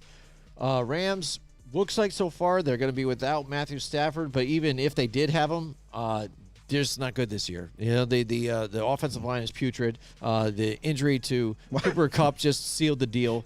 The fact with the running back that they have no running situation at all. I'm And laughing. that defense just looks tired. So I like the Kansas City Chiefs in this one. And there's not I'm much to say laughing about because one. this is the game where we all get fooled and the Rams win somehow. Yeah, right. So that would be hilarious. But I would be surprised. I would be shocked. I would be absolutely shocked if that happens with this one. Not the way the season's been going. Yeah, I guess, but still, it's shocking. And it was funny too. At a 425, I bet when they made this game here, when they did the scheduling, there's like this is going to be the game of the week. You know, the America's game of the week. You know, in the afternoon, and it's not. You know, so what would be the best game of the week here? I mean, that's on this Sunday afternoon. You know, even the Sunday night game is not very good. I mean, Green Bay and Philadelphia, it could be. That could be good.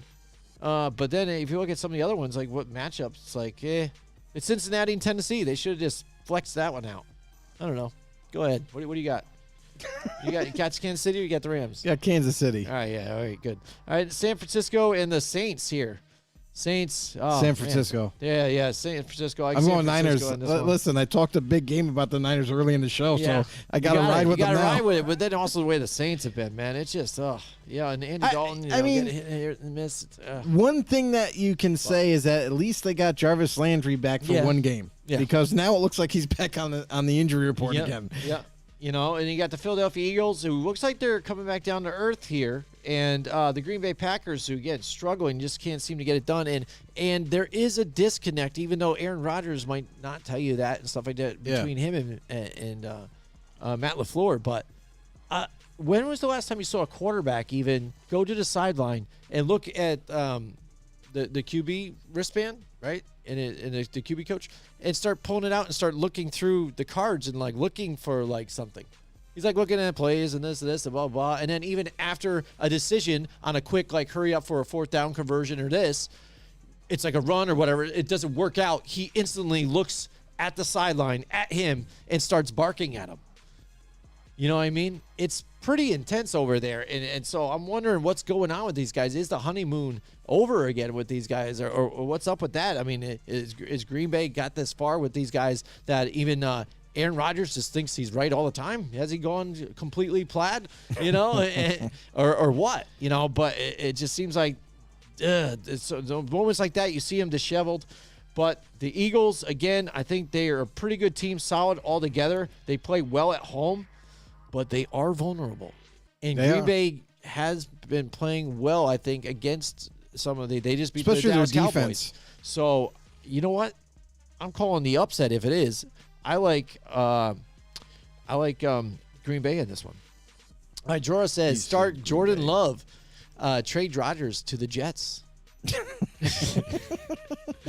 Oh, yeah, I don't know. Maybe at this point, I don't know. Like, I don't know. How would that sit well with Aaron Rodgers? He would say trade me after that. But they traded to the Jets after that. I mean, it wouldn't even happen. That'd be hilarious. Yeah, no, that would be dumb. You know, I guess. No. But at this point, but at that point, Rodgers would be like, "No, you're not trading me to the Jets." Yeah. But we can. No, I'm not going to show up. Yeah. Nope. Done. I retire. Yeah, retire. You probably would just retire. So what do you got in this one, Joe? Philadelphia, Green Bay. You believe what I'm saying? You believe I like the Packers. I like what the Packers have done defensively. They've gotten better, especially with the return of Jair Alexander a few weeks ago. That's been huge for them, and they've just been churning and burning and working their tails off to try to get wins. Offensively, they have been struggling, but man, what has taken place with Green Bay all of a sudden? Romeo Doubs goes down with an injury, and everyone's like, oh, that's it. Send it in. We're not going to score points anymore.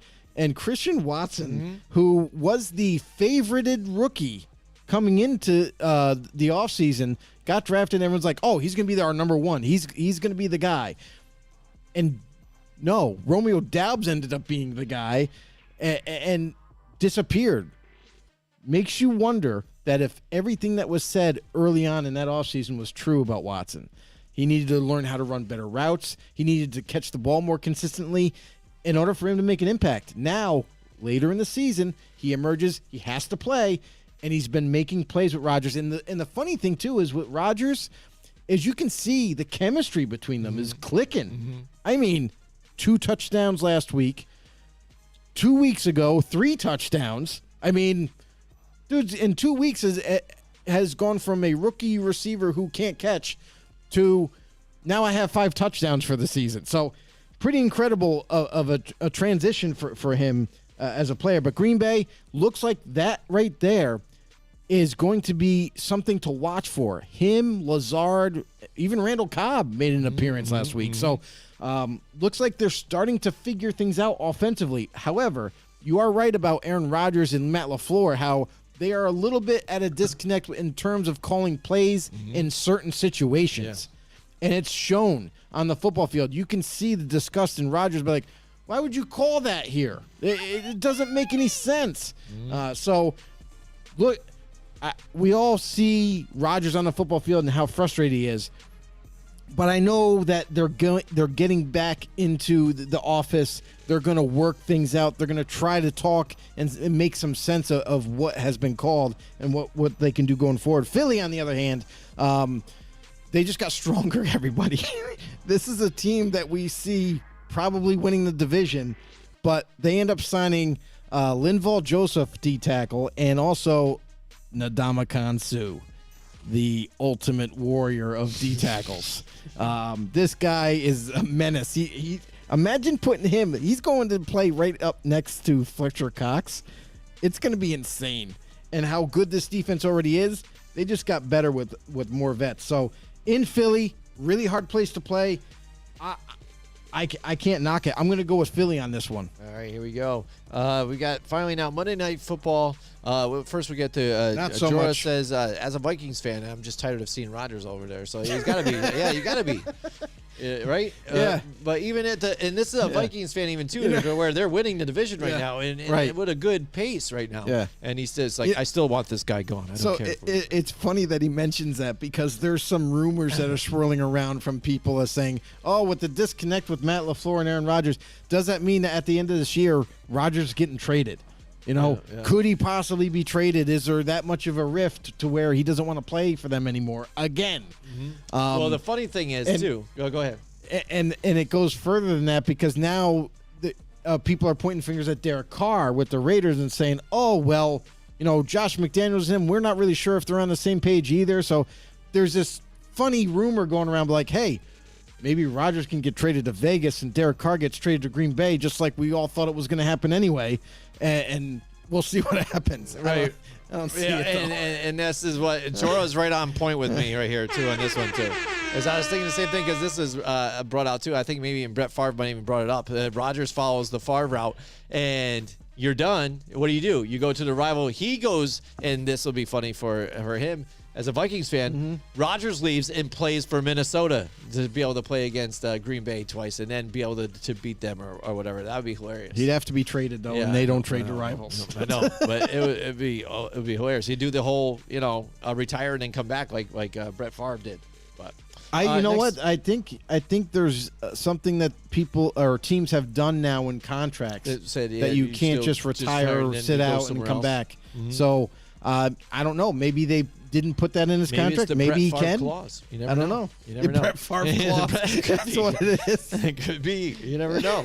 You should have a lot of clauses due to Brett Favre, dude, with some of the stuff that he's been doing, yeah. as of late. But then also Right. before, with the texting his penis to some other girl stuff too. jeez. Oh my goodness! All right, next up we got the Monday night game: Pittsburgh Steelers and the Indianapolis Colts. Colts have been playing hard under Jeff Saturday right now, dude, and they've been playing tough. Just barely could not pull out a win there last week. Pittsburgh played pretty tough last week too. That defense has been really good since T.J. Watt came back too. It seems like they're back to rolling. It's just how far is that offense going to go with Kenny Pickett there? You can see the little bit of mistakes that he's made that's cost him and cost the team there. But I think this is going to be a tight, close game. But you know what? I see the Colts kind of trending in the right way, so I think I'm going to go with the Indianapolis Colts on this one because, especially too, you got Matt Ryan there, veteran there. I think he'll know how to handle this situation in Pittsburgh, and Kenny Pickett, is going through his growing pains right now. But He they are is. playing in a dome though, or whatever. So that's good for him, right? Called it in a dome. Yeah. He's going to be fine. And I'm Because going he did see a couple weird throws I'm last telling ya. week, and it's Yep. like those small hands. Yeah, It's like my that's small it. hands. See, I knew it was going to affect him. Yeah. But he's in a dome, everybody. So he might ball out. I think he's going to ball out. I like the Steelers. They got T.J. Watt back. It looks like they're getting back to their pass rushing ways with him, and the Steelers defense is like kind of like relieved. They're like, finally, we got TJ back. Now he's going to make a big enough difference. And for the offense, what did we witness last week for Pittsburgh? Finally, a Najee Harris sighting. He does exist in Pittsburgh. They ran the ball with him. They threw the ball to him, and it kind of really opened up this offense. So I like Pittsburgh going into Indy and stealing a win here. Here we go. And Jora says George Pickens, a.k.a. NFL Youngboy, will show out under the lights. There you go. He's calling it. Calling it right there. One problem that I have with the Colts is like, okay, yeah, the feel-good story. Jeff Saturday out of nowhere gets hired as a NFL head coach, and it's like, oh, they beat the Raiders, and then they go on, and it looks like they're going to be more successful. But I think this is going to be a rude awakening for the Colts. Matt Ryan does not like being rushed, and they got to deal with T.J. Watt, and this Colts offensive line is not up to snuff, to say the least. I wonder what the Colts are going to do this week, because you don't have a whole lot of time and you got one real true receiver. So that's kind of what my concern is with them. And for the Colts defense, they're also beaten and battered up. So I feel like this could be a really close game, and right down to the wire, field goal wins it. But I just to me, there's too much uncertainty with the Colts still. You know where there isn't uncertainty, Joe? It's with our friends at Mohawk Honda. Just got to finish this out with them. Don't forget about them. It is Thanksgiving Eve. We got Thanksgiving tomorrow. Everybody's got the day off, and we're going to relax with either family, friends, whatever you guys do. Give thanks. But we give thanks to Mohawk Honda, too, because they go out of their way to please you, and they take care of the community right now, dude. They are collecting cans and canned goods and food and everything now. And you donate them to your local Mohawk Honda, spot there on Freeman's Ridge Road, and that can get you a chance to win tickets to Trans-Siberian Orchestra. So if you want to go see Trans-Siberian Orchestra, go there. Just donate some non-perishable foods there to Mohawk Honda. So check them out while you're there. Also, hey, get yourself a car too. Why not? Or trade in your car. Right? If you want to get rid of your beater too, do that too. Trade it in, get some cash for Christmas time too. I know that's coming around the corner, so check them out. Yeah, sometimes surprisingly they give out more than what you would think would be worth your value of your car.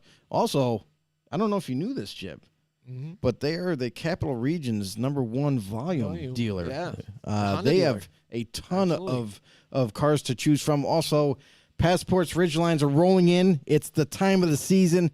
It's wintertime, baby. It's right around the corner. I know it's not the best time of the year for us who have to shovel it and plow it and all that kind of stuff. But you want to trudge right through it? Go over to Mohawk Honda. They'll help you out. Absolutely. All right. Thanks a lot for joining us. Thank you so much to Jura, too. He says happy Thanksgiving. Happy Thanksgiving to you, too, as well. Skol, Vikings. Good luck this weekend, and everybody until tomorrow. So hopefully we have some good games here and enjoy some great food with family and friends, and we'll see you guys next time. Definitely.